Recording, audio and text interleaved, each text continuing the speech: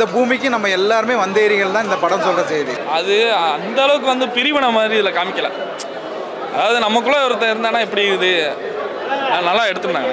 ரயில் படம் பிரமாதமான script sir, அற்புதமான ஸ்கிரிப்டு. அதாவது பாஸ்கர் சக்தி ஒரு மிகப்பெரிய ரைட்டரு, ஆனால் இந்த படத்தில் ஒரு டைரக்டராக நின்றுருக்காரு. அதில் எந்த விதமான மாற்றம் கிடையாது. இந்த கதையை அவரை தவிர யாராலும் எடுக்கவும் முடியாது. ஏன்னா வட இந்தியாக்காரனை பற்றி ஒரு தப்பான அபிப்பிராயம் இங்கே நடக்குது. அது தப்பு. அவனும் பாவம் பஞ்சம் பழைக்க வந்தவன், இங்கே வந்து அவனோட சூழ்நிலை இந்த மாதிரி ஆகிடுச்சு. அதை தாண்டி அந்த குடும்பம் அந்த வட இந்தியக்காரனை எப்படி இது பண்ணுது. கிளைமேக்ஸ் தாங்க இந்த படத்தில் ஹைலைட்டே கிளைமேக்ஸ் தான். ஒரு குழந்தை பாசம், ஒரு மிகப்பெரிய குடிகாரனை கூட திருத்தி அவனை இது பண்ண முடியும், அவன் வாழ்க்கையை ஒரு மாற்ற முடியுங்கிறத இந்த படம் கிளைமேக்ஸு புளிக்கிறது. கிளைமேக்ஸு எல்லாருமே இந்த படத்தை பார்க்கணும்.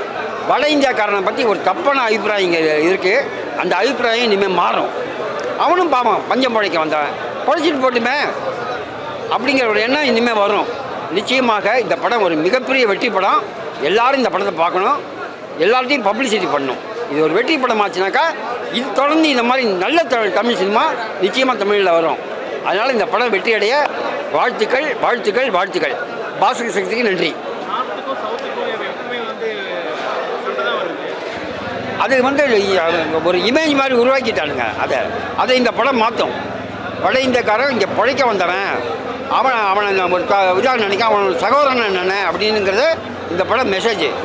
அதனால் இந்த படத்தை வந்து இந்த ஒரு இமேஜ் மாற்றும். வட இந்தியக்காரனை பற்றி ஒரு இமேஜை இந்த படம் மாற்றும், நிச்சயமாக மாற்றும். நார்த்லேருந்துலாம் நிறைய பேர் வேலைக்கு இது வராங்க. அவங்களே வந்து குடும்பத்தை விட்டு எல்லாம் பார்க்கறதுக்கு இது வராங்க. அவங்களே மதித்து இது பண்ணணும், நம்மளும் அது மாதிரி இங்கே உழைக்க கற்றுக்கணும் அப்படின்ட்டு இது சொல்லியிருக்காங்க மெசேஜ். இது அவங்களும் நம்ம கூட பிறந்தவங்களாம் மதித்து எல்லோரும் இது பண்ணுங்க. அவங்களுக்கும் பாசம் அன்பு எல்லாமே இது இருக்குது. ஏதோ மொழி தெரியாதனால அவங்க தனியாக ஆளுன்னு நம்ம நினைக்கக்கூடாது அப்படின்ட்டு இது பண்ணியிருக்காங்க. அயோத்தி இல்லை, பார்க்கல. நல்லாயிருக்கு, ரியலாக இருக்குது. நியூ ஃபேஸ்ன்னு சொல்ல முடியாது, எல்லாம் சூப்பராக நல்லா நடிச்சிருக்காங்க. மியூசிக் எல்லாமே நல்லா இருக்குது. கண்டிப்பாக இங்கே இருக்கிறவங்க சோம்பேறியாக இருந்தால் என்ன பண்ணுவாங்க, அவங்க வந்து இங்கே வேலை செய்கிறாங்க. இருக்கிற வேலையெல்லாம் செஞ்சு அவங்க இது பண்ணிக்கிறாங்க. என்ன காசு கொடுத்தாலும் அவங்க அதுக்கேற்ற செய்கிறாங்க வேலை. இது அதனால அவங்கள வச்சு செய்கிறாங்க நம்ம ஆளுங்க. இதோ நம்ம இங்கே இருக்கிறவங்க செஞ்சாங்கன்னா அவங்களே கூப்பிட போகிறாங்க. அது அவங்க கஷ்டப்பட்டு நம்ம குடும்பத்தை காப்பாற்றணும்னு வந்திருக்காரு. தமிழ் தெரியலனாலும் அவரு ஏதோ தெரிஞ்ச லாங்குவேஜ் இது வச்சுட்டு எல்லாரையும் மற்றவங்களையும் அவங்கள சந்தோஷப்படுத்தி வச்சு பார்த்துக்கிறாரு. ஒரு குடும்பமாக ஒற்றுமையாக அதுவாக இருக்காங்க. நல்லா இருந்துச்சு.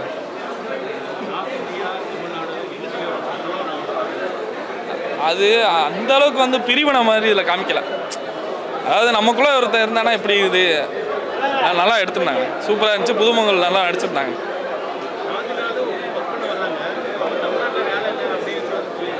இல்லை அதெல்லாம் சொல்ல, அந்த மாதிரிலாம் எதுவுமே சொல்ல. அதாவது என்னென்னா அவன் வந்து நம்மளோட பழகிறத வந்து நம்ம வெறுக்கிற மாதிரி, கடைசியில் அவனோட அருமை வந்து நமக்கு தெரியுதுல்ல. ஏதாவது என்ன மனுஷனோட ஒத்துமையை தான் காமிச்சிருக்காங்க. இப்போ அவனோட வேலை வந்து கிடைக்கிற அந்த மாதிரிலாம் அதில் காமிக்கல. மனுஷனோட ஒத்துமைகளை வந்து காமிச்சிருக்காங்க. ஒன்று சேர்ந்தாங்கன்னா லாஸ்ட்டில் எமோஷன் அவன் போய் சேர்ந்த பிறகு, அதாவது இருக்கும்போது அருமை தெரியல, இல்லாத போது தான் அருமை தெரியுதுன்னு பார்த்தீங்களா. அது மாதிரி மனுஷன் இல்லை, அவன் செத்த பிறகு தான் அனுமதி தெரியுதுன்ட்டு அவன் ஒரு ஏற்று வயிட்டுக்காரனாக இருப்பான். அவன் வரும்போது என்ன வா பையா அப்படிமே அப்போ போடா போடான்னு விட்டுறான். அவன் இல்லாதப்போ அருமை தெரியுது பார்த்தீங்களா. இருக்கேங்கப்பா. படத்தோட கருத்து என்ன, மனுஷங்கள் ஒத்துமை, அவ்வளோதான். படம் ரொம்ப நல்லா இருக்குங்க. ஒரு வாழ்வியலான படம். வெளிநாட்டுக்காக வெளி மாநிலத்துக்காக பிழைப்பு தேடி எல்லாருமே போகிறோம். அப்போ பிழைப்பு தேடி போகிறப்ப வெளிநாட்டு வெளி மாநிலம் வெளியூர் இது மாதிரி பிழைப்புக்காக நம்ம வந்து வேலை தேடி எல்லோரும் ஒவ்வொரு இடத்துக்கு போகிறோம். அங்கே போய் அனாதையாக ஒருத்தன் இறந்துட்டா அவனுடைய லைஃப் எப்படி இருக்கும், அந்த அனாதை பணத்துக்கு வச்சு என்ன பண்ணுவாங்க, அந்த ஃபேமிலி என்ன ஆகும், இதை பேஸ் பண்ணி ஒரு கதை பண்ணியிருக்கிறாரு. ரொம்ப டச்சிங்காக இருக்குது. மனிதர்களை வந்து மனிதர்களாக பாருங்கள், சகோதரர்களாக பாருங்கள். எல்லாருமே வயிற்று பிழைப்புக்காக வேலைக்கு போகிறோம். அவங்க வந்து போட்டியாக பொறாமையாக பார்க்க வேணாம், அவங்களும் நம்மளுடைய சகோதரர்கள் தான் அப்படிங்கிற ஒரு கருத்தை மையப்படுத்தி ரொம்ப சிறப்பாக பண்ணியிருக்கிறார். நல்லா இருக்குது. எல்லாருமே ஒரு தடவை பார்க்கலாம். ஏன்னா அடிதடி மசாலா படம் இப்படி இருக்கிற ஒரு காலகட்டத்தில் ஒரு கமர்ஷியல் நோக்கம் இல்லாமல் ஒரு வாழ்வியல் சிந்தனையோட உலகத்தரத்தோட ஒரு படம் பண்ணியிருக்கிறாரு. நல்லா இருக்குது, சப்போர்ட் பண்ணுவோம். நான் ரயில் படம் பார்த்தேன், ரொம்ப நல்லா இருக்குது, படம் நல்லா வந்திருக்கு. படத்தில் என்ன சொல்ல வந்திருக்காங்கன்னா, இந்த பூமிக்குள்ளே ஒட்டுமொத்த பூமிக்குள்ளே நாம் எந்த நாட்டிலேருந்தோ எந்த ஊர்லேருந்தோ எந்த ஊருக்கு வேலைக்கு போகலாங்கிறத நம்ம எல்லாருக்குமே இந்த பூமிக்கு நம்ம எல்லாருமே வந்தேரிகள் தான் இந்த படம் சொல்கிற செய்தி. புதுசாக ஒருத்தரை வந்து தனித்து சொல்லக்கூடாது. ரயில் படம் பார்த்தேன் இப்போ தான். ரொம்ப ஹியூமனிட்டி ஓரியன்ட் ஃபிலிம். ஃபஸ்ட் ஹாஃபில் வந்து நல்ல ஒரு establishment of the current state of நம்ம ஊரில் வேலை செய்கிறவங்களும் வட இந்தியர்கள் வந்து வேலை செய்கிறதும் அதோட சினாரியோ எல்லாமே காட்டியிருக்காங்க.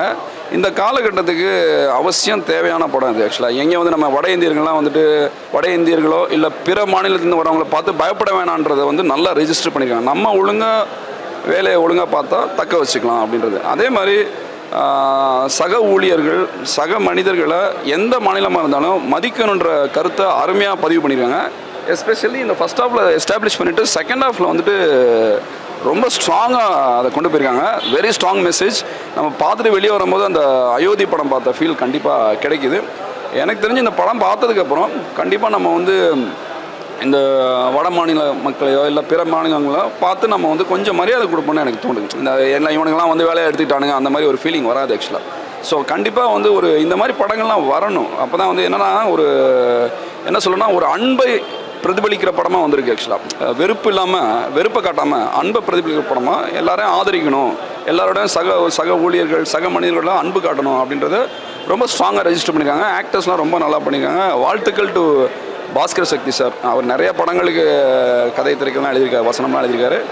அவரோட ஃபஸ்ட்டு டைரக்டர்கள். அருமையான படம் இது, அருமையான படம். இந்த மாதிரி படங்கள்லாம் நிறைய பேர் ப்ரொடியூஸ் பண்ணணும். அதுக்கு வந்து நம்ம மக்கள்லாம் அந்த படங்களை பார்த்து நல்லா என்கரேஜ் பண்ணி தேட்டரில் வந்து பார்த்து என்கரேஜ் பண்ணுங்கள். மலையாள படங்கள்லாம் பண்ணுறீங்க, கண்டிப்பாக அவசியம் இந்த மாதிரி படங்களையும் பண்ணுங்கள். நல்ல படங்கள்லாம் தமிழில் வரும். நன்றி.